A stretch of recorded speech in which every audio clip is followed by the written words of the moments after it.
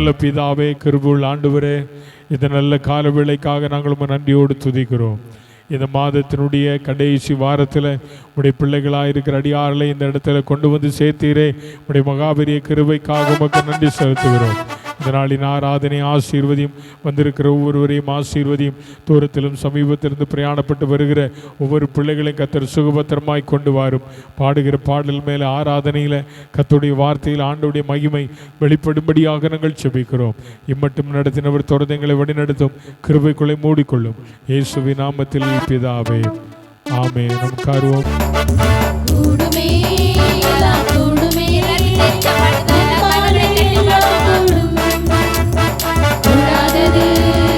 ஒன்றுமில்லை, உம்மால் கூடாதது ஒன்றுமில்லை.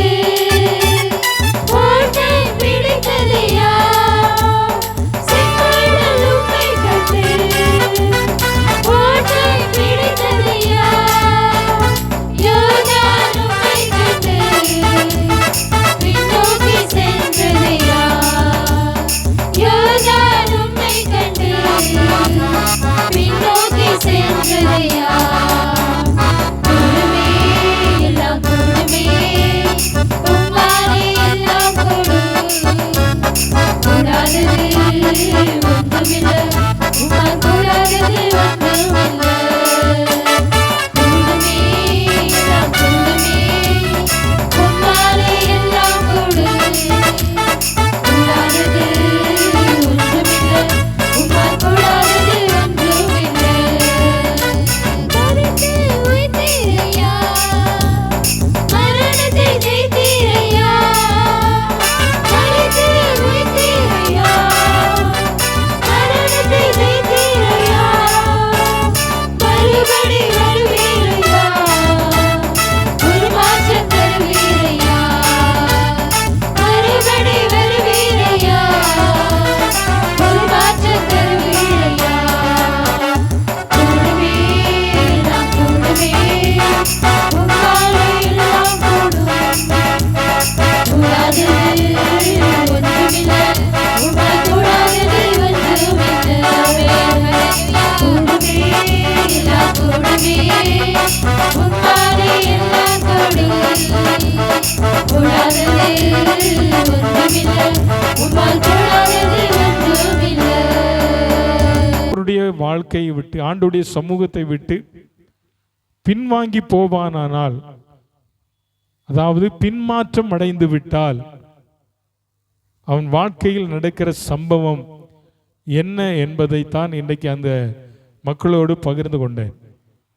ஸோ அதே வார்த்தையை இன்றைக்கு காலையிலும் உங்களோடு கூட பகிர்ந்து கொள்ள விரும்புகிறேன். எல்லாரும் நம்ம எல்லாரும் ரட்சிக்கப்பட்டவர்கள், ஞானஸ்தானம் பெற்றவர்கள் மிகுதியா இங்கே இருக்கிறீர்கள். மிகுதியா இருக்கிற உங்களுடைய வாழ்க்கையில் நீங்கள் ரட்சிக்கப்பட்ட காலங்களில் ஆண்டவரோடு கூட இருந்ததான உங்களுடைய ஐக்கியம், ஆண்டவரோடு கூட இருந்ததான உங்களுடைய தொடர்பு, ஆண்டவருக்கும் உங்களுக்கும் இருந்ததான ஒரு நல்ல ஃபெல்லோஷிப் இன்றைக்கு உங்களுடைய வாழ்க்கையில் இருக்கிறதா என்பதை நீங்கள் ஆராய்ந்து பார்க்க வேண்டும்.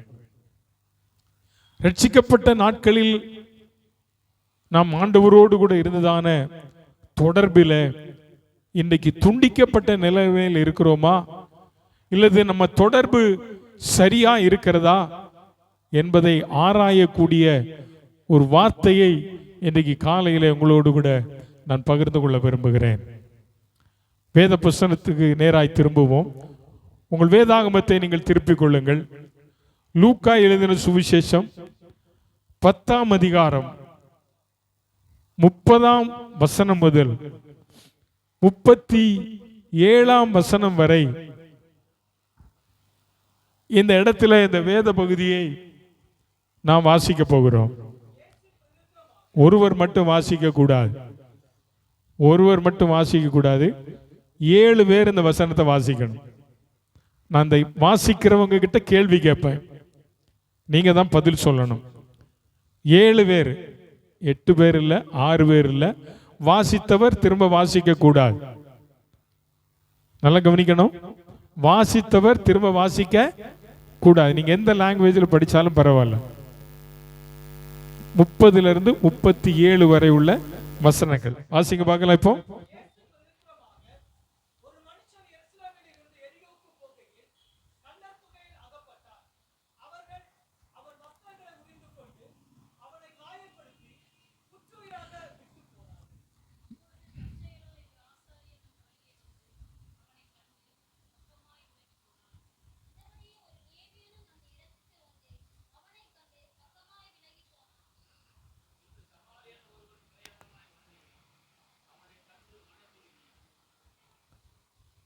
வாசிங்க பார்க்கலாம். இன்னும் 3 வசனம்.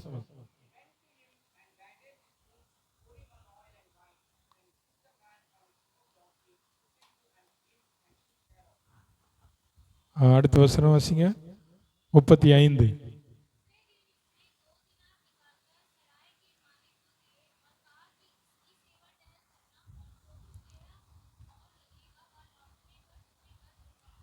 முப்பத்தி 6வது வசனம். படிக்காதவங்க ஒருத்தர் படிங்க பார்க்கலாம்.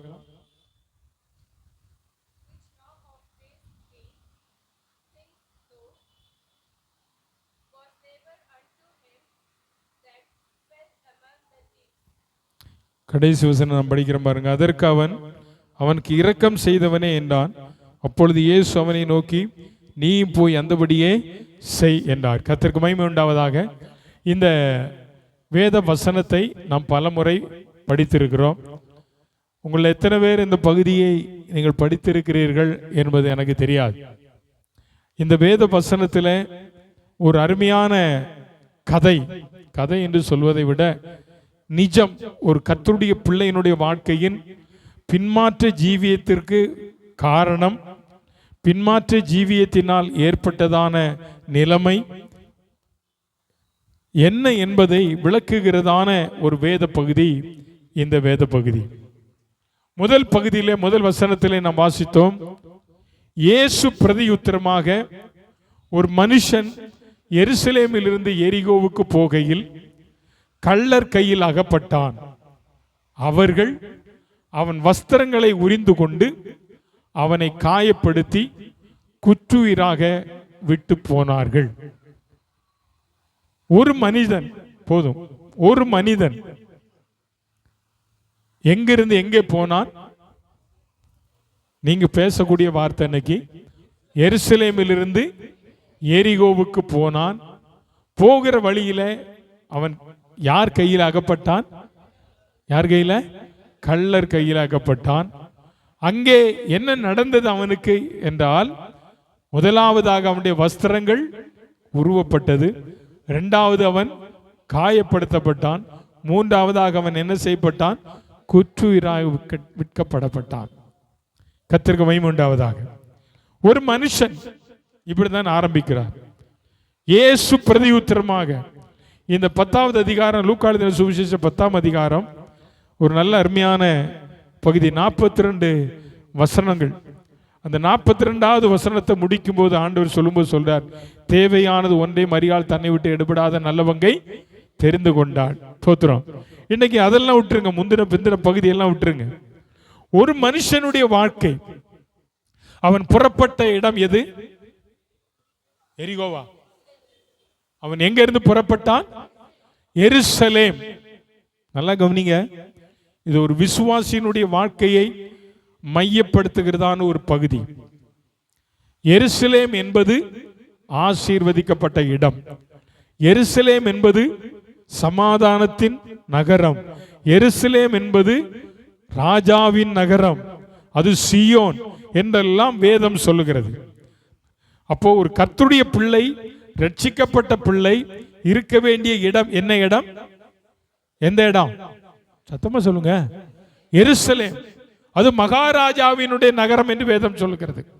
இந்த மகாராஜாவினுடைய நகரத்தில் இருக்கிறதான ஒரு மனிதன் எங்கே புறப்பட்டு போனான்? எரிகோவுக்கு புறப்பட்டு போனான். ஒரு ஊர்ல இருந்து இன்னொரு ஊருக்கு பிரயாணப்படுவது நல்லது. சில நேரங்களில் போக வேண்டிய சூழ்நிலைகள் வரும்போது நாம் போக வேண்டும். ஆனால் இந்த மனிதனுடைய வாழ்க்கை நீங்கள் பார்ப்பீர்கள் என்று சொன்னால், இவன் புறப்பட்ட இடம் தேவ சமூகம். தேவ சமூகத்திலிருந்து புறப்பட்டவன் பிரயாணப்பட்டு போக வேண்டிய இடத்தை தீர்மானம் பண்ணினானே ஒரு இடம். அந்த இடம் சரியான இடமா இல்லை. அந்த இடத்தினுடைய பெயர் எரிகோ என்று சொல்லப்பட்டிருக்கிறது. என்ன என்று சொல்லப்பட்டிருக்கிறது? எரிகோ. எரிகோ என்று சொன்னால் என்ன இடம்? சபிக்கப்பட்ட ஒரு இடம், சாபத்துக்கு ஈடான ஒரு இடம். எந்த இடம் சொல்லுங்க? எரிகோ. இந்த எரிகோவை யோசுவா என்கிறதான தேவ மனிதன் தம்முடைய ஜனங்களோடு கூட அவன் கடந்து போனான். அவன் கடப்பதற்கு முன்பதாக அந்த பட்டணம் எப்படி இருந்தது என்று நீங்கள் யோசுவா 4-5 அதிகாரங்களில் வாசித்து பார்த்தால் தெரியும். அந்த பட்டணத்தை சுற்றிலும் என்ன இருந்தது? என்ன இருந்தது? கொஞ்சம் பேசுங்க. என்ன இருந்துச்சு? எல்லாம் சாப்பிட்டு வந்தீங்களா? சாப்பிடாம வந்தீங்களா? சாப்பிட்டு தானே வந்தீங்க. சாப்பிடாம வந்தீங்களா? சாப்பிட்டு வந்து நிறைய ஆட்கள் இருக்காங்க, அதனால தான் தூங்கிட்டு இருக்கோம் இல்ல. சோ அந்த பட்டணத்தை சுற்றிலும் என்ன இருந்தது? மதில் இருந்தது. இந்த பட்டணத்தை அவர்கள் கடந்தாதான் எங்க போக முடியும்? அவங்க கானானுக்குள் போக முடியும். சோ இந்த பட்டணத்தை பார்க்கிறான், சுற்றிலும் என்ன இருக்கிறது? பாதுகாப்பு வேலி. அப்போ உள்ள யாருமே என்ன செய்ய முடியாது, போக முடியாது. நல்லா கவனிங்க, ஒரு மனிதனுக்கு பாதுகாப்பு இருக்கிறது நல்லதுதான். ஆனா அந்த பாதுகாப்பு வேலி அகற்றப்பட்டால் அவனுக்கு எந்த நிமிஷத்திலும் அவனுக்கு என்ன வரும், ஆபத்து உண்டாகும். சோ இந்த எரிகோ பட்டணம் சபிக்கப்பட்டது என்று ஏன் சொல்லுகிறேன் என்றால், இந்த பட்டணத்தை முற்றுகை இடுவதற்காக இஸ்ரவேல் ஜனங்கள் எத்தனை நாள் அது பட்டணத்தை சுற்றினார்கள்? 7 நாள். 7 நாள் சுற்றும்போது எப்படி இருந்தாங்க? அவங்க சுற்றும்போது என்ன செஞ்சுக்கிட்டு இருந்தாங்க? கதை பேசிட்டு போனாங்களா? இல்ல. என்ன பேசிட்டு போனாங்க? கர்த்தரை துதித்தார்கள். 7 நாள். 7வது நாள் எத்தனை முறை சுத்தினாங்க? 7 முறை. 7வது நாள் 7 முறை சுற்றும் போது அந்த மதில்கள் என்ன செய்ததாம்? உடைந்தது என்று வேதத்தில் பார்க்கிறோம். இப்படி உடைக்கப்பட்டதான இந்த பட்டணம் இப்ப பாதுகாப்பு இல்ல. இஸ்ரவேல் ஜனங்கள் எல்லாரும் உள்ள போறாங்க, உள்ள போயிட்டாங்க. ஏன் இந்த பட்டணம் சபிக்கப்பட்ட பட்டணம் என்று நான் உங்களுக்கு சொல்கிறேன் என்று சொன்னால், யோசுவாவின் புஸ்தகம் 6ஆம் அதிகாரம், யோசுவாவின் புஸ்தகம் 6ஆம் அதிகாரம் அதனுடைய கடைசி வசனத்திற்கு முந்தின வசனம் 26ஆம் வசனத்தை அக்காலத்தில்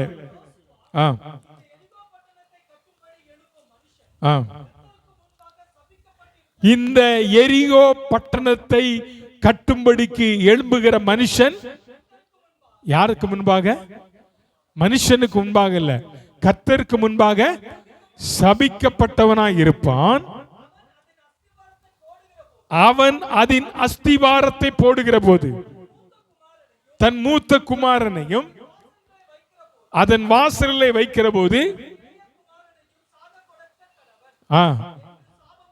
எதற்கு சாபம் கூறினான்? சொல்லுங்க.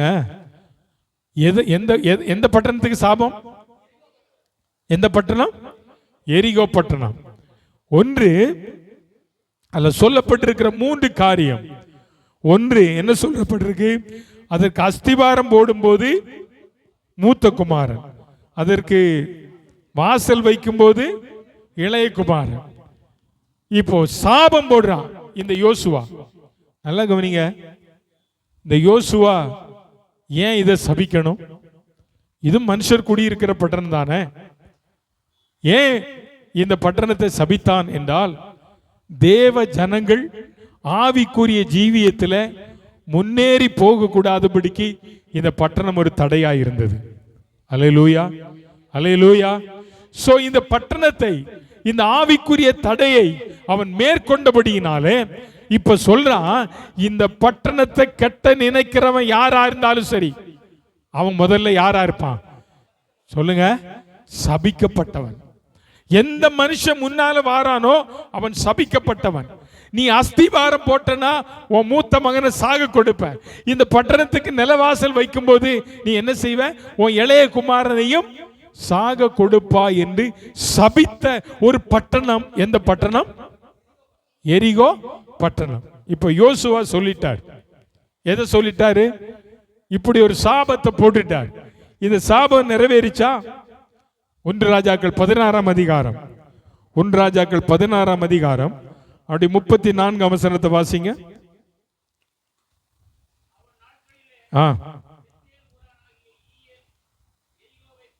கட்டினான்.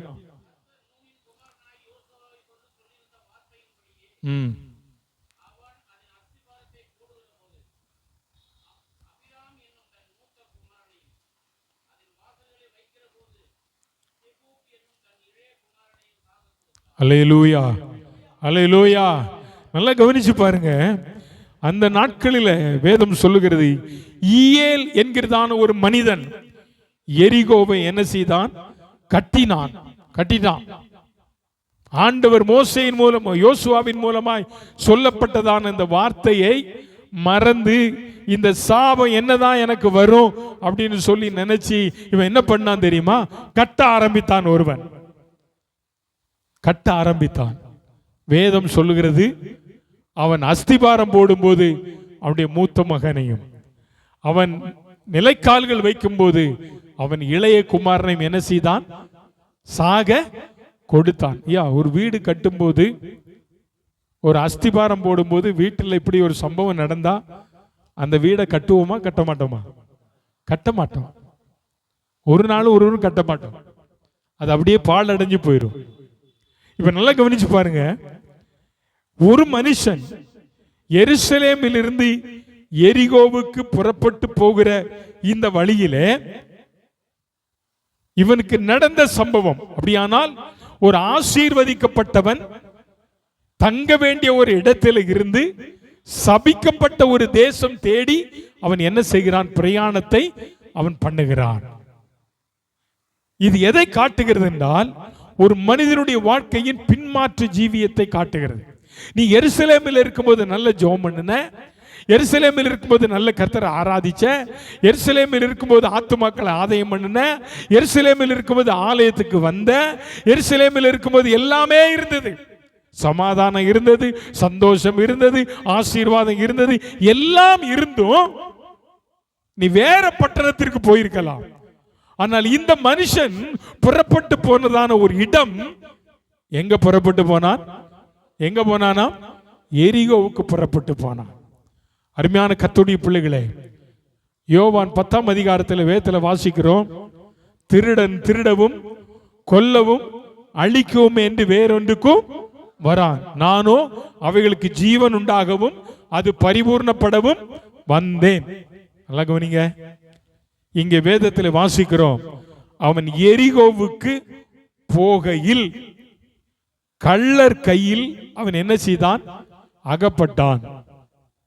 இந்த எருசலேமில் இருந்து எரிகோவுக்கு போகிற பாதை கரடு முரடான பாதை, முட்கள் நிறைந்த பாதை, கள்ளர்கள் அதிகமாய் தங்குகிற, வழிப்பறி கொள்ளையர்கள் அதிகமாய் தங்கி இருக்கிறதான ஒரு பகுதி இந்த பகுதி. இந்த பகுதியில் வழியாய் கடந்து போகிறவர்கள் யாரும் தனிமையாய் போக மாட்டார்கள். கூட்டம் கூட்டமாக தான் அந்த பகுதிக்கு போகிறவர்கள் கடந்து போவார்கள். ஆனால் இந்த மனிதன் ஒருவன் தனி மனிதனாக அவன் எருசலேமில் இருந்து அவன் என்ன செய்தான்? எரிகோவுக்கு போனான். போகிற வழியில நம்ம தமிழ் வேதாகமம் அழகா சொல்லப்பட்டிருக்கிறது, கள்ளன் என்று சொல்லாமல் கள்ளர் என்று சொல்லப்பட்டிருக்கு. அப்படித்தானே? கள்ளன் என்றால் ஒருமை, கள்ளர் என்றால் அப்போ ஒரு திருடன் அங்கே இல்ல, பலர் அங்கே என்ன செய்தார்கள்? ஒளிந்திருந்து வழிப்பறி கொள்ள பண்ணுகிறாங்க. சோ இப்படிப்பட்ட சூழ்நிலைமையில இந்த ரட்சிக்கப்பட்ட மனிதன், இந்த தேவனை ஆராதித்து கொண்டிருந்த மனிதன் பிரயாணப்பட்டு போகிறதான இடம் தேவனுக்கு பிரியமில்லாத இடமாய் இருந்ததுனால வழியில பிசாசு அவனை பார்த்துட்டான்.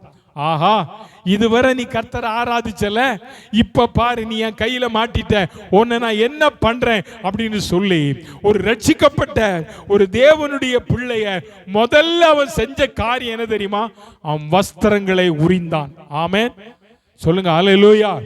ரட்சிக்கப்பட்ட பின் தேவன் நமக்கு கொடுக்கிற வஸ்திரம் ரட்சிப்பின் வஸ்திரம். அது ஒரு ரட்சிப்பின் வஸ்திரம், அது ஒரு பாதுகாப்பானது. ரட்சிக்கப்பட்ட கர்த்தருடைய பிள்ளை அணிந்திருக்கிற வஸ்திரம் என்பது அது பாதுகாப்பான ஒன்று. இப்ப அந்த பாதுகாப்பான ஒன்றை அவன் என்ன செய்தான்? முதல்ல அவன் சரீரத்தை விட்டு எடுத்துட்டான். முதல்ல எடுத்துட்டான். நீதான் ரட்சிக்கப்பட்டதுனால தானே உனக்கு வஸ்திரம் இருக்கு. 91ஆம் சங்கீதத்தில் வேதத்தில் வாசிக்கிறோம், உன்னை காக்கும்படிக்கு தேவன் தம்முடைய தூதர்களுக்கு என்ன செய்வார்? கட்டளையிடுவார். தோத்திரம். அப்ப ஆண்டவருடைய பாதுகாப்பு எப்போது கர்த்தருடைய பிள்ளைக்கு இருக்கா இல்லையா? இருக்கு. இப்போ இவன் பாதுகாப்பை இழந்துட்டான். பாதுகாப்பை இழந்த உடனே வஸ்திரத்தை கலத்தின உடனே சரீரம் மட்டும்தான் இருக்கு. உடனே அவன் என்ன பண்றான்? அந்த பிசாசானவன், அவன் திருடவன், அவன் கொல்ல, அவன் அழிக்க நினைக்கிறவன் அடுத்தபடியாக அவனை செய்தது, அவனை காயப்படுத்தினான். அவனுடைய சரீரம் முழுசும் காயப்படுத்தினான். அவன் எப்படி காயப்படுத்திருப்பான்? கத்தியை வச்சு காயப்படுத்தினானா, கல்லை வச்சு காயப்படுத்தினானா, எண்ணெய் வச்சு அடிச்சு குற்றுயிராக்கினா நமக்கு தெரியாது. அவனை காயப்படுத்திட்டு அவனை கொல்லல. அவனை என்ன செய்யல? கொல்ல பண்ணாம அப்படியே குற்றுயிராக விட்டு போய்விட்டார்கள்.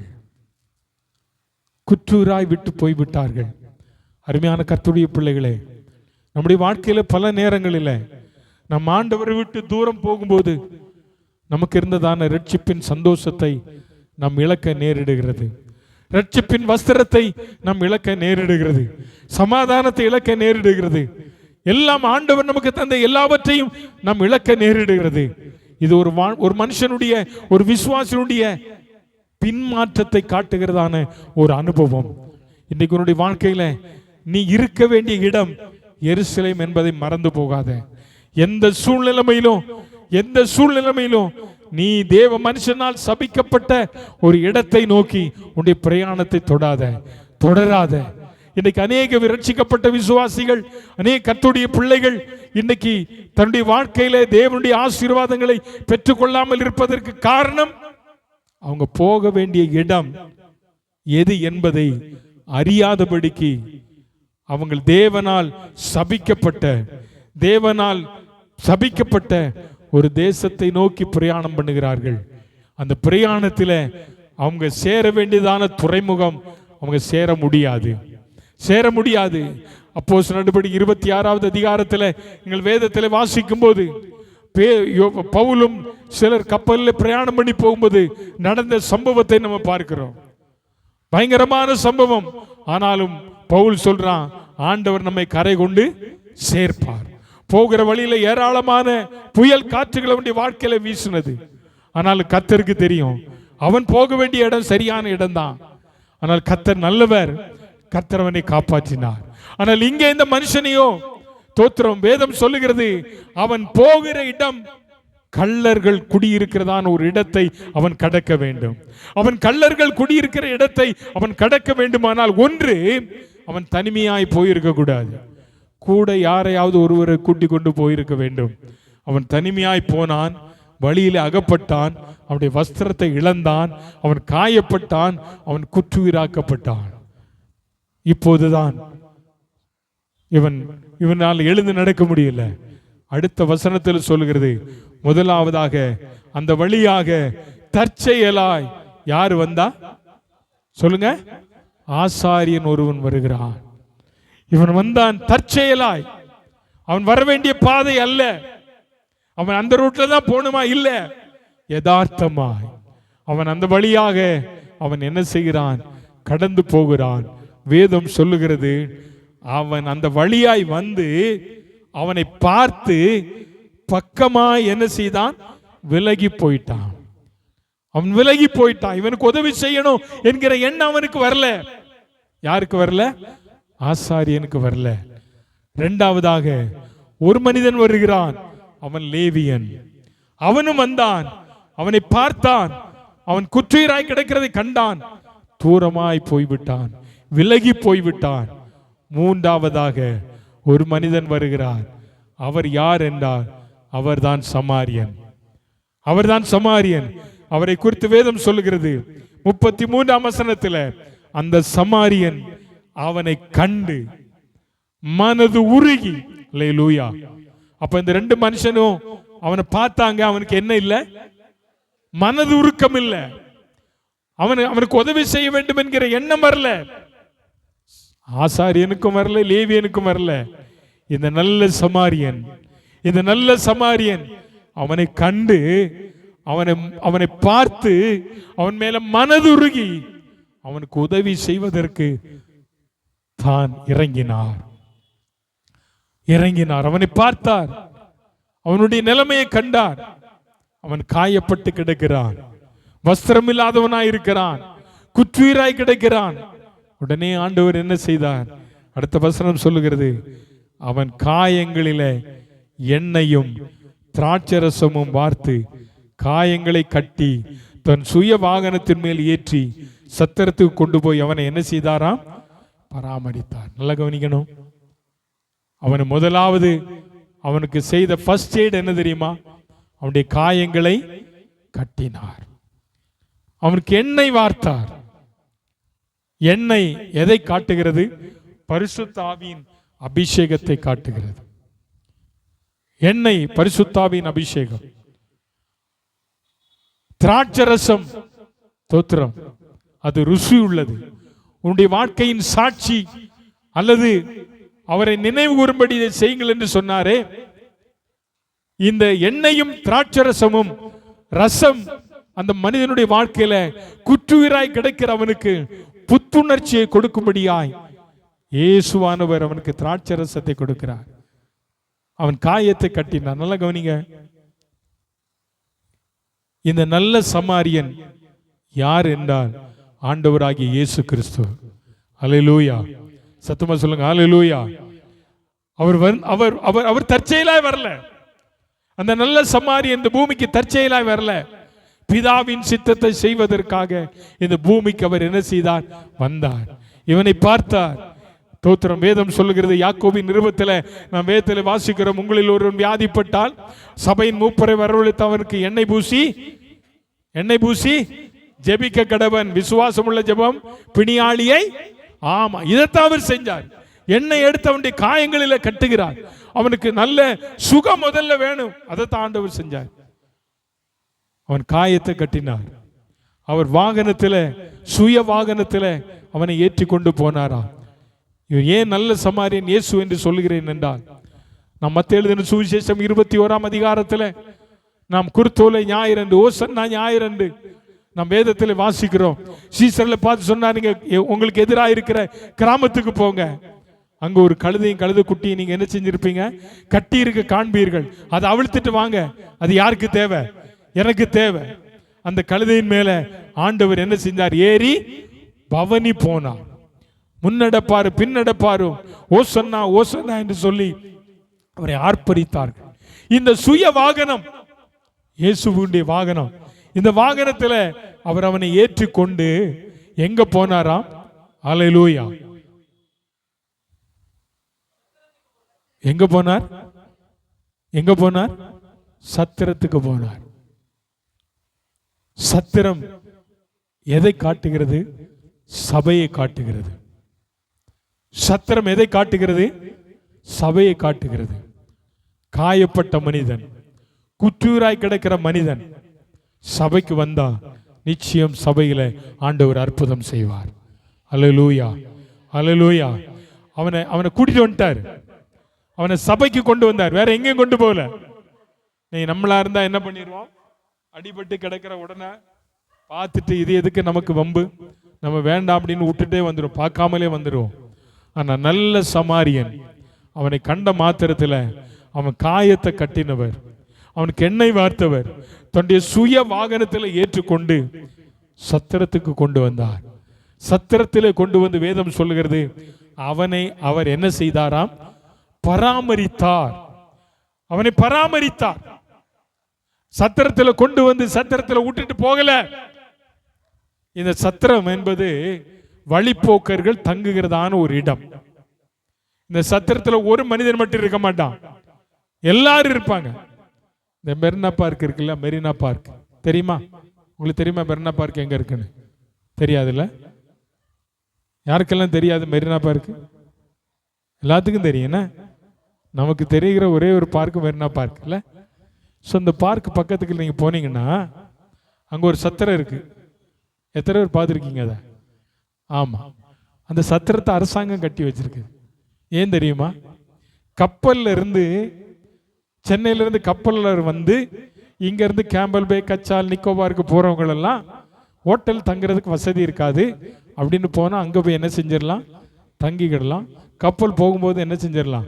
ஆனா உள்ள போகும்போது அவங்க எல்லாம் என்ன பண்ணுவாங்க? ரெஜிஸ்டர் பண்ணுவாங்க. எங்க போகணும், எங்க வரணும், யார் எவருன்னு தெரியணும் இல்லையா? தீவிரவாதிகள் வந்துடக்கூடாது. தோத்திரம். ஸோ அந்த இடத்துல ஒரு கூட்ட மக்கள் மட்டும் இருக்க மாட்டாங்க, நிறைய பேர் இருப்பாங்க. ஏழை இருப்பான், பணக்காரன் இருப்பான், படித்தவன் இருப்பான், பணம் படித்தவன், எல்லாருமே டிஃப்ரெண்ட் பீப்புள் இருப்பாங்க. அந்த இடத்துல கொண்டு போய் இந்த மனுஷனை வைக்கிறார். சபை என்பதும் ஒரு குறிப்பிட்ட மக்கள் வாழுகிற இடம் அல்ல. சபை பலதரப்பட்ட மக்கள், படித்த மக்கள், பல இனத்து மக்கள், பல மொழி பேசக்கூடிய மக்கள் கூடுகிறதான ஒரு இடம். இயேசுவின் ரத்தத்தால கழுவப்பட்ட ஜனங்கள் கூடுகிற இடம் தேவனுடைய சபை. சோ இந்த சபையில அவர் கொண்டு போய் விட்டார். சபையில கொண்டு போய் விட்டுட்டு அவர் உடனே போகல. உடனே போனாரா? உடனே போனாரா? மறுநாள் என்று சொல்லப்பட்டிருக்கு. அப்படின்னா நான் நினைக்கிறேன் ஒரு நாள் அவர் எங்க தான் இருந்தாரு? எங்க தான் இருந்தாரு? சத்திரத்தில் இருந்திருக்கணும். ஏன்னா இவனுடைய நிலைமையை பார்க்கணும் இல்லையா? இவன் எப்படி இருக்கிறான், என்ன ஏதுன்னு பார்க்கணும். அடுத்த நாள் காலையில் எந்திரிச்சார். யாரு? யாரு? சமாரியன். காலையில் எந்திரிச்சு சத்திரக்காரனை கூப்பிட்டு ஒரு 2 பணத்தை எடுத்து அவன் கையில கொடுக்கிறார். அப்பா, இந்த 2 பணத்தை நீ வச்சுக்கோ, நான் போறேன், இவனுக்காக நீ செலவு பண்ணு, அதிகமா ஏதாயிலும் செலவு செய்தால் நான் திரும்ப வரும்போது நான் என்ன செய்வேன், உனக்கு தருவேன். நல்லா கவனிங்க கர்த்தருடைய பிள்ளைகளே, நம் ஆண்டவர் உன்னை குற்றுயிராய் விட்டுட்டு போறவர் அல்ல. உன்னை பராமரிக்க சத்திரக்காரன் கையில ஒப்பு கொடுத்து போகிறவர். அல்லேலூயா. சத்திரக்காரன் யார்? சபையின் போதகர். சபையின் போதகர் உன்னை பராமரிக்கிறவர். இந்த 2 பணம் எதை காட்டுகிறது என்று சொன்னால், இந்த பரிசுத்த வேதாகமம் பழைய ஏற்பாடு புதிய ஏற்பாடை காட்டுகிறது. இந்த பழைய ஏற்பாடு புதிய ஏற்பாட்டில் இருக்கிறதான பரிசுத்தாவியின் வசனமாகிய எண்ணெய் மருந்த சத்திரத்தான் காயப்பட்டவர்களுக்கு என்ன செய்கிறான்? பூசுகிறான். அவர்கள் என்ன செய்கிறார்கள்? எண்ணெய் பூசினா என்ன நடக்கும்? சுகம் கிடைக்கும். அப்ப வியாதிப்பட்டவன் என்னவாகிறான்? சுகமாகிறான். அப்படிதானே? சுகமான உடனே நான் சுகமானேன் அப்படின்னு சொல்லிட்டு அவன் சந்தோஷப்படும் போது ஆண்டவர் சொல்ற இன்னொரு வாக்கு தத்தம், பிராமிஸ் வேர்ட். என்ன பிராமிஸ் வேர்ட் சொல்றாரு? நான் மறுபடியும் யாரு வருவா? நல்ல சமாரியன் இயேசு வரப்போகிறார். ஆமென் சொல்லுங்க. அல்லேலூயா, அல்லேலூயா. இந்த நல்ல சமாரியன் இயேசு வருவார். நீ சபைக்கு வந்திருக்கிற ஆண்டவர் இன்னைக்கு உனக்கு சொல்லுகிற வார்த்தை, நீ குற்றூராய் கிடக்கலாம். உன் இனஜன பந்துக்கள், உன் நண்பர்கள், உன் உறவினர்கள், உன் உடன்பிறப்புகள் உன்னை பார்த்த நிலைமையில வழிவிலகி போகலாம். உன்னை தேடி ஒருவர் வருகிறார்.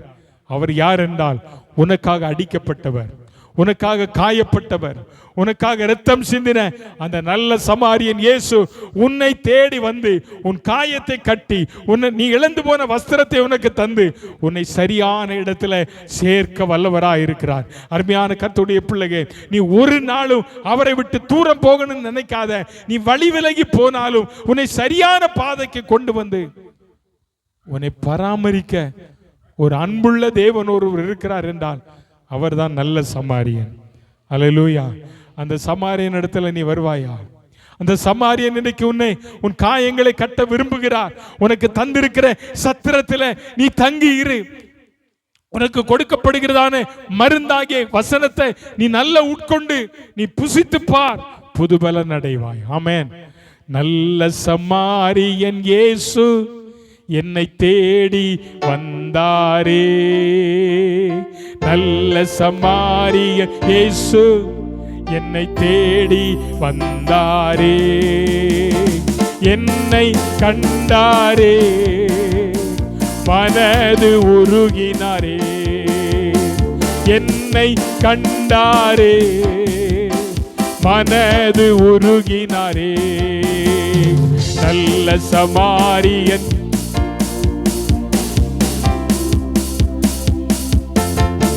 நல்ல சமாரியன் இயேசு என்னை தேடி வந்தாரே. மீண்டும் வருவாரே, அழைத்து செல்வாரே. மீண்டும் வருவாரே, அழைத்து செல்வாரே. நல்ல சமாரியன்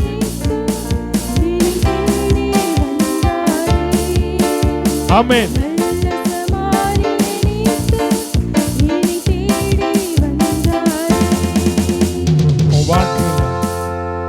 ஆண்டவர் விட்டு தூரம் போனா இன்றைக்கு இருக்கிற நிலைமை, இந்த எருசலேமிலிருந்து புறப்பட்ட இந்த மனுஷனுடைய வாழ்க்கையை நாம் சற்று சிந்தித்து பார்ப்போம். ஆனால் உன்மேல் அன்பு கூர்ந்த ஆண்டவர், உனக்காக சிலுவையிலே தம்முடைய இரத்தத்தை சிந்தின ஆண்டவர், உனக்காக காயப்பட்ட ஆண்டவர் உன்னை தேடி வருகிறவர் என்பதை நீ மறந்து போகாதே. உன்னை ரட்சித்த உன் தகப்பன் உன்னை ஒரு நாளும் மறக்க மாட்டார். நீ எந்த நிலைமையில உன் தகப்பனுடைய வீட்டை விட்டு நீ தூரம் போனாலும் உன்னோடு கூட இருக்கிறவர், உன்னை அழைத்த ஆண்டவர் உனக்கு உதவி செய்வர் வல்லவராயிருக்கிறார். இந்த நல்ல சமாரியன் இயேசு நமக்கு தேவை. இந்த இயேசு நமக்கு தேவை, நம் குடும்பத்துக்கு தேவை, நம் பிள்ளைகளுக்கு தேவை.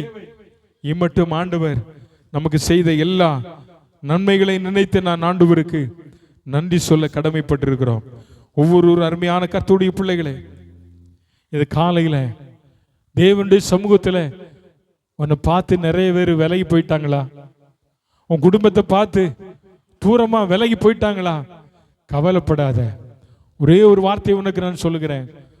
113ஆம் சங்கீதம், 113ஆம் சங்கீதம் எடுங்க. 113ஆம் சங்கீதம் ஒரு வசனத்தை உங்களுக்கு வாசிக்க விரும்புகிறேன். ஆமென். ஹல்லேலூயா, ஹல்லேலூயா. 7ஆம் வசனம், 8ஆம் வசனம் வாசிங்க பார்க்கலாம். அவர் சிறியவனை புழுதியிலிருந்து தூக்கி விடுகிறார், எளியவனை குப்பையிலிருந்து உயர்த்துகிறார். அவனை பிரபுக்களோடும் தமது ஜனத்தின் அதிபதிகளோடும் எளியவனை சிறியவனை புழுதியிலிருந்து தூக்கி விடுகிறார். நீ உன் குடும்பத்தில் எல்லார பார்க்கிலும் பொருளாதாரத்தில் நீ பின்தங்கின நிலைமையில இருக்கிறையா? நீ தங்கி இருக்கிற வீடு ஒருவேளை ஏழ்மையான கூரை வீடா? எந்த சூழ்நிலைமையில நீ இருந்தாலும் உன்னை குப்பையிலிருந்து தூக்குகிறவர் தான் அந்த நல்ல சமாரியன். உன்னை பிரபுக்களோடு உட்கார வைக்கிறவர் அந்த நல்ல சமாரியன். நீ எந்த இடத்துல போய் நிக்கிறையோ அந்த இடத்துல இருந்து உங்க அப்பா முகத்தை பாரு, உங்க அப்பாவை தேடிப்பாரு, உங்க அப்பாவை பாரு. என் அப்பா எனக்காக ரத்தம் சிந்தினாரே, எனக்காக அடிக்கப்பட்டாரே, எனக்காக ஒரு வாசஸ்தலத்தை உண்டு பண்ணுவேன் என்று சொன்னாரே, நான் மறுபடியும் வருவேன் என்று சொன்னாரே, எனக்காக கரையை செலுத்திட்டு போனாரே. அந்த அப்பா கிட்ட நான் நாள்ல போகணும். அந்த அப்பா எனக்கு என்னை புழுதியிலிருந்து தூக்கி என்னை உயர்த்த அவர் வல்லவராய் இருக்கிறேன்னு சொல்லி இருக்கிறாரே, நான் வருவேன்னு சொன்னார்ல. அந்த வாக்குத்தத்தத்தை ஆண்டவரே என் வாழ்க்கையில நிறைவேற்றும் என்று சொல்லி இந்த காலவேளை என்னுடைய வாழ்க்கையை நீ ஆண்டவருக்கு ஒப்பு கொடு. நீ எந்த நிலைமையிலிருந்து வீழ்ந்து போனாய், நீ எங்கே போக வேண்டியவன், நீ எந்த இடத்திற்கு போக வேண்டியவன், இன்னைக்கு வழி தவறி போகிறாயோ உன் வழியை இருந்து திரும்பி வா. நீ எரிகோவுக்கு போக வேண்டியவன் அல்ல, நீ எருசலேமிலே குடியிருக்க வேண்டியவன். நீ எரிகோவுக்கு போக வேண்டியவன் அல்ல, நீ கள்ளர் கையில் அகப்பட வேண்டியவன் அல்ல, நீ கர்த்தருக்காக எழுப்பி பிரகாசிக்க வேண்டியவன். கள்ளர் கையில் அகப்பட வேண்டியவன் அல்ல, நீ கர்த்தருக்காக ஊழியம் செய்ய வேண்டியவன், கர்த்தருக்காய் சாட்சியாய் நிற்க வேண்டியவன். நீ இப்போது ஒருவேளை அந்த சூழ்நிலைமையிலிருந்து தப்பிச்சு நீ சத்திரத்துக்கு இன்னைக்கு ஆண்டவரை கொண்டு வந்திருக்கலாம். இந்த சத்திரத்தில் இருக்கிற நீ ஒரு நாள் மறுபடியும் நான் எரியோவுக்கு போயிருவேன், போறேன் போறேன் போறேன் அப்படிங்கிறத சொல்லாத. உன் வாழ்க்கையில உன் நாவின் வார்த்தைகள் ஒவ்வொன்றுக்கும் நீ ஆண்டவருக்கு கணக்கு கொடுக்கணும். நீ என்னென்ன வார்த்தைகளை நீ சொல்லுகிறாயோ, உன் வாயிலிருந்து புறப்படுகிற அவிசுவாசமான வார்த்தைகள் ஒவ்வொன்றுக்கும் ஒரு நாளில் நீங்கள் நான் ஆண்டவருக்கும் வாய் கணக்கு கொடுக்கணும். அருமையான கர்த்தருடைய பிள்ளையே, நம்ம ஆராதிக்கிற தேவன் நல்லவர். வேதத்தில் ரூத் என்கிறதான சகோதரியை குறித்து உங்களுக்கு தெரியும். அந்த அம்மா அப்பத்தின் வீடாகிய பெத்லெகேமில் குடியிருந்தாங்க. ஆனா அவங்க போன இடம் பஞ்சம்தான். அந்த அப்பத்தின் வீட்டில் பஞ்சம் வந்ததுனால அந்த ஒரு குடும்பம் மட்டும் புறப்பட்டு மோவாபுக்கு போனாங்க. நம்ம வேதத்தில் பார்க்கிறோம். போனாங்க. போனதுனால அவங்க வாழ்க்கையில நடந்ததான சம்பவங்களை நாம் அடிக்கடி வாசித்திருக்கிறோம். அங்க போனது ஓகே. அங்க போய் அந்த சபிக்கப்பட்ட தேசத்துல அந்த சபிக்கப்பட்ட தேசத்து மக்களை தன் பிள்ளைகளுக்கு திருமணம் செய்தாள். அந்த தேசத்தில் குடியிருந்தாள். தன் கணவனை இழந்தாள், பிள்ளைகளை இழந்தாள். இன்னைக்கு தனி நபராய் ஒரு விதவை கோலத்தில் அந்த நகோமி நிற்பதை நம்ம பார்க்கிறோம். இப்போது அவளுக்கு தெரிகிறது, பெத்லெகேமில் செழிப்பு உண்டாயிற்று, பெத்லெகேமில் பஞ்சம் மாறிற்று. நான் எங்க போக போறேன்? பெத்லெகேமுக்கு போக போறேன். பெத்லெகேமுக்கு போக போறேன். நான் போகும்போது இன்பமா இருந்தது. நகோமி என்றால் இன்பம். அவர் சொல்றா, என்னை இன்பம் என்று சொல்லாதீர்கள், நீங்கள் என்ன என்னவென்று சொல்லுங்கள், மாறான்னு கூப்பிடு. இப்ப என் வாழ்க்கை கசந்து போயிட்டு. எரிகோவுக்கு போனதுனால உன் வாழ்க்கை கசந்துட்டா? எரிகோவுக்கு போனதுனால உன் வாழ்க்கை கண்ணீரா? எரிகோவுக்கு போனதுனால உன் வாழ்க்கையில வியாதியா? நீ திரும்பி பார் மகளே, எருசலேமே, உன் கண்ணீரை ஆண்டவர் மாற்றுவார். உன் வியாதி ஆண்டவர் மாற்றுவார், உன் பிரச்சனை ஆண்டவர் மாற்றுவார். இந்த நகோமி அம்மா புறப்படுகிறார்கள் மோவாப் தேசத்திலிருந்து. அவர்களோடு கூட தன்னுடைய மருமகள் ரூத்தும் புறப்பட்டு வருகிறாள். நடந்தது நம்ம எல்லாருக்கும் தெரியும். நகோமியின் புஸ்தகம் என்று எழுத வேண்டியதான இந்த புத்தகம் இன்னைக்கு ரூத் என்கிற ஒரு மோவாபிய புறஜாதி, எல்லாராலும் சபிக்கப்பட்டவள், 10 தலைமுறைகளுக்கு அவர்கள் தேவனுடைய சபைக்கு உட்படலாகாது என்று மோசையினால் சபிக்கப்பட்ட, சாபம் கொடுக்கப்பட்ட ஒரு சந்ததியிலிருந்து வந்ததான இந்த ரூத் நிமித்தம் இந்த புத்தகம் எழுதப்பட்டதை நம்ம பார்க்கிறோம். நாம் திரும்ப வேண்டியதான ஒரு இடம் பெத்லகேம், நாம் திரும்ப வேண்டியதான ஒரு இடம் எருசலேம், நாம் திரும்ப வேண்டியதான ஒரு இடம் தகப்பனுடைய வீடு. இளைய குமாரனுடைய நிலைமையை உங்களுக்கு நான் சொல்லுகிறேன். எல்லாம் இழந்தான், எல்லாம் இருந்தது அப்பா வீட்டில். அப்பா வீட்டில் இருக்க அவனுக்கு பிடிக்கல. நிறைய பேருக்கு அப்பா வீட்டில் இருக்கிறதுக்கே பிடிக்காது. அப்பா பார்த்து பிரிச்சு கொடுத்துட்டா பரவாயில்ல. இன்னைக்கு அப்பா கிட்டே சண்டை போட்டு எல்லாம் பிரிச்சு வாங்கிட்டு நண்பர்களோடு போய் ஊர் சுத்தி எல்லாம் இழந்தான். அந்த தேசத்துல என்ன வந்துட்டு? பஞ்சம் வந்துட்டு. அவன் நினைச்சான், நான் போற தேசத்துல என்ன இருக்கு? பிழைப்பு இருக்கு. எல்லாரும் அப்படிதான் இன்னைக்கு போனாங்க. எல்லாம் வெளிநாடு வெளிநாடு வெளிநாடுன்னு போனாங்க. எல்லாம் வெளிநாட்டில் போய் ஒரு 10 வருஷம் இருந்தால் நல்லா சம்பாரிச்சு ஊரில் வந்து நல்ல வீடை கட்டி நல்லா அதை கட்டி நல்லா வாழலாம். இன்னைக்கு வெளிநாட்டில் போய் இருக்கிறவங்கலாம் எப்படா இந்தியாவுக்கு போகலாம் அப்படின்னு நம்ம என்ன செஞ்சுக்கிட்டு இருக்காங்க? நினைச்சிட்டு இருக்கிறாங்க. தோத்திரம். ஏன் தெரியுமா? சில நேரங்களில் கர்த்தர் நம்ம கொண்டு போகிறதான பாதை ஒரு வித்தியாசமான ஒரு பாதை. அதற்காக கர்த்தருக்கு நன்றி செலுத்துகிறேன். இந்த மனுஷன், இந்த வாலிபம் போனான், எல்லாம் இழந்துட்டான், எல்லாம் இழந்துட்டான். அந்த தேசத்தில் என்ன வந்தது? பஞ்சம் வந்ததுன்னு வேதம் சொல்லுது. அப்படிதானே? லூக்கா எழுதின சுவிசேஷம் எத்தனாவது அதிகாரத்தில் இருக்குது? 10ஆம் அதிகாரம். அப்படிதானே? ஸோ அந்த அதிகாரத்தில் சொல்லப்பட்டு இருக்கிறது. 10ஆம் அதிகாரமா? இல்லையே, 10ஆம் அதிகாரத்தில் சொல்லலையாது. 10ஆம் அதிகாரத்தில் இப்போ நம்ம வாஸ்தவம் 15ஆம் அதிகாரம். அப்படிதானா? எஸ், 15ஆம் அதிகாரம். அந்த வாலிபன் இப்ப அந்த பட்டணத்தில் இருக்கிற, அந்த பட்டணம் பயங்கரமான பஞ்சம், அவனுக்கு வேலை இல்லை. அவன் என்ன செஞ்சான் தெரியுமா? அவன் என்ன செஞ்சான்? என்ன செஞ்சாங்க? பண்ணி மேய்க்க போனான். நீ எருசலேமில் இருந்தா பண்ணி மேய்க்க போவியா? எருசலேமில் இருக்கவனுக்கு பண்ணி மேய்க்கிறதுக்கு வேலை இல்லை. எருசலேமுக்குள்ள பண்ணியே வரக்கூடாது. பண்ணி சபிக்கப்பட்டது இல்ல. சோ பண்ணி மேய்ச்சான். இவனுக்கு சாப்பாடு இருக்கா? இல்ல. ஆசை எதை சாப்பிட? எதை சாப்பிட? பிரியாணி சாப்பிட. அப்படிதானே? தவிடு சாப்பிட. பண்ணி சாப்பிடுற தவிட சாப்பிட இவனுக்கு ஆசை. ஆனா யாராவது தவிடு கொடுத்தாங்களா? தவிடு கூட கிடைக்காதுங்க.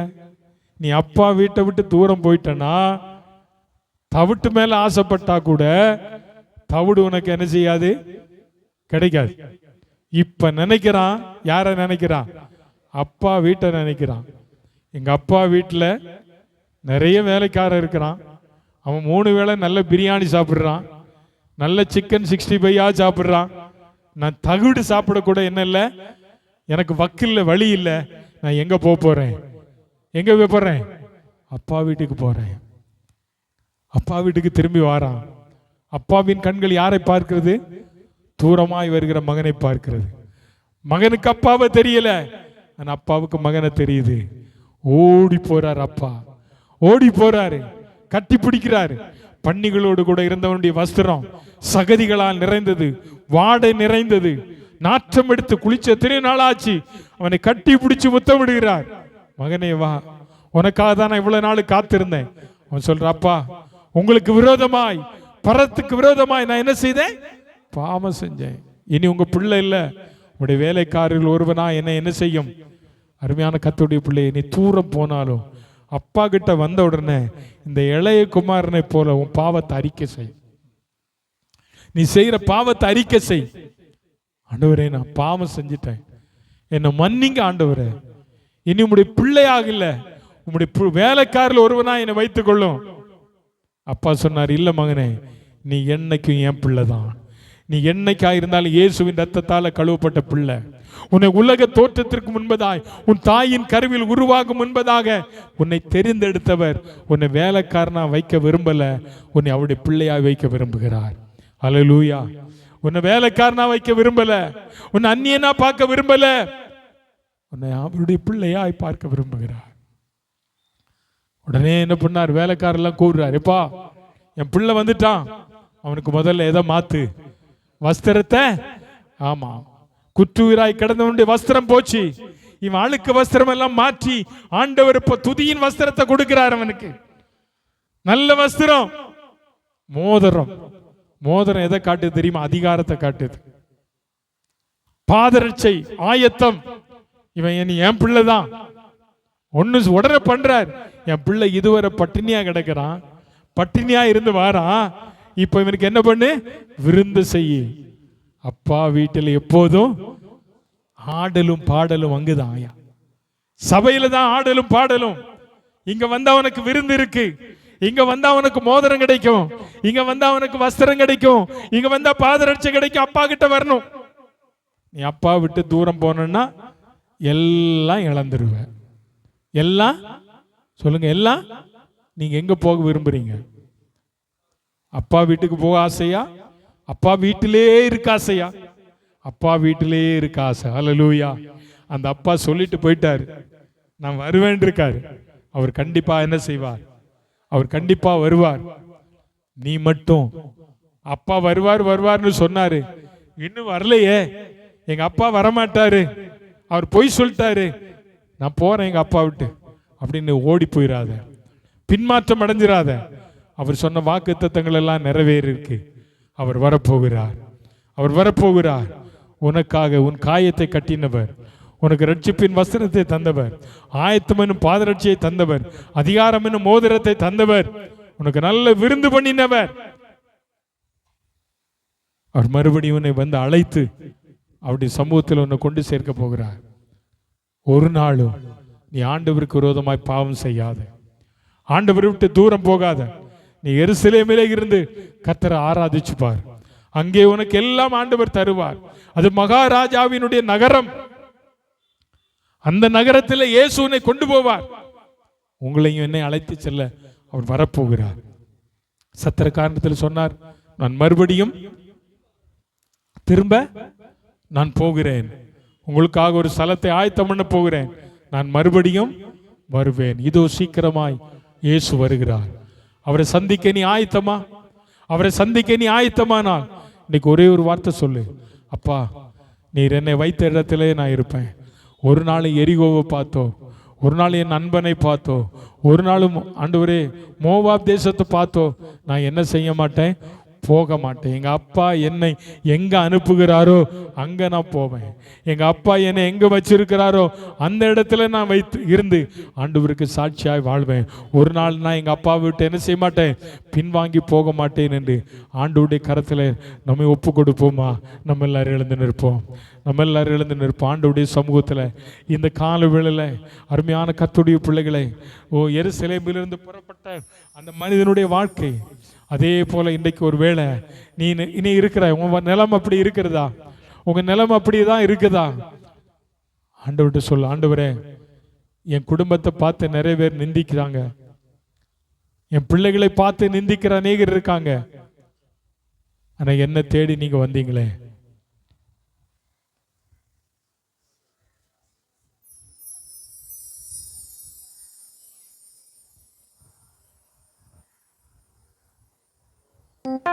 என்னை தேடி நீங்க வந்தீங்க ஆண்டவரே.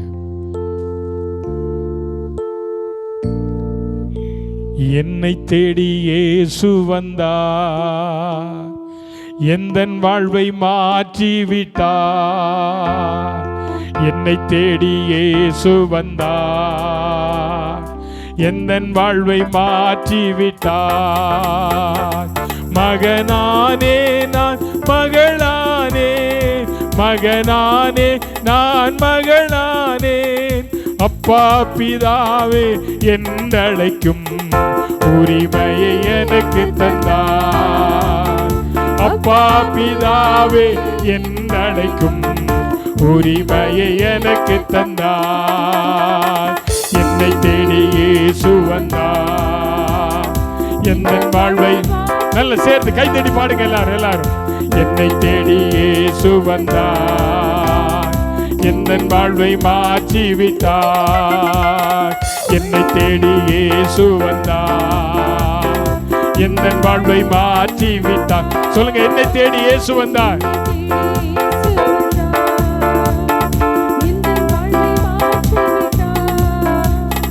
மகனானே நான் மகளானே, மகனானே நான் மகளானே, அப்பா பிதாவே என்றழைக்கும் உரிமையை எனக்கு தந்தார். அப்பா பிதாவே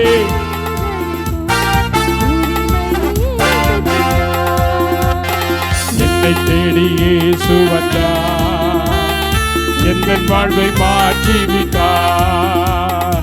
என்னை தேடி இயேசு வந்தார், என் வாழ்வை மாற்றி விட்டார். என்னை தேடி இயேசு வந்தார், என் வாழ்வை மாற்றி விட்டார். உன்னை தேடி இயேசு வந்தது உண்மைதான். ஆண்டவர் நம்மை தேடி வந்ததுனால நாம் அவருடைய மகனாக மகளாக மாற்றப்பட்டு விட்டோம்.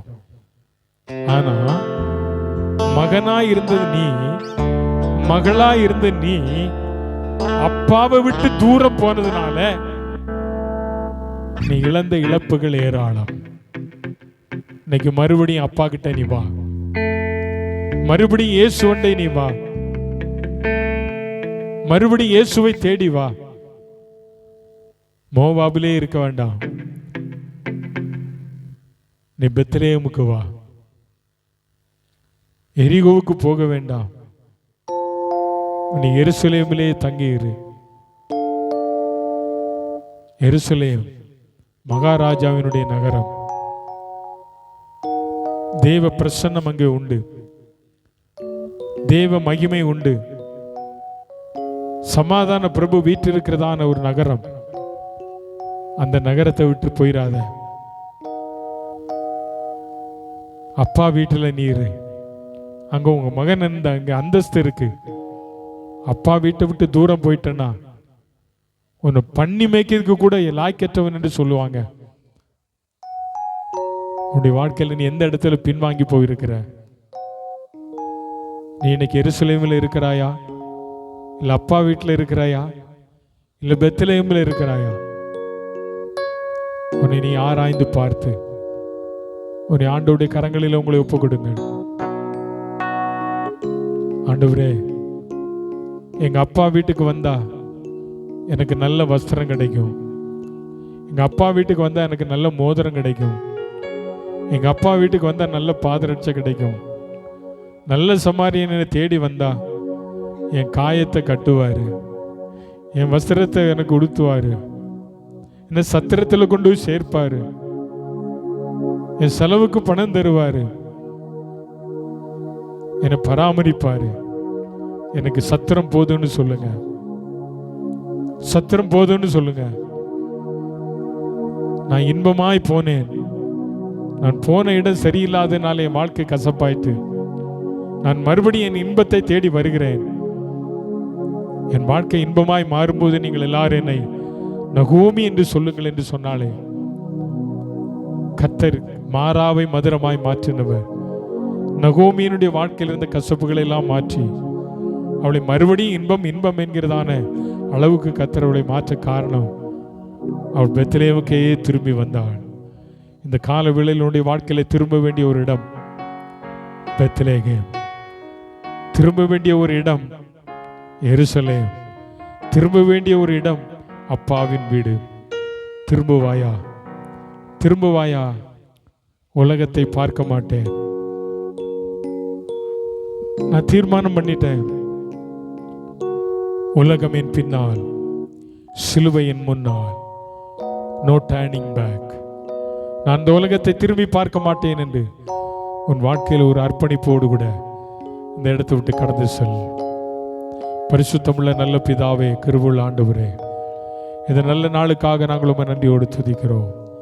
இந்த காலையில் ஆண்டவரை மட்டுமா எங்களை வழிநடத்தி வந்து எங்களோடு கூட நல்ல பேசின அருமையான வார்த்தைக்காக நன்றி செலுத்துகிறோம்.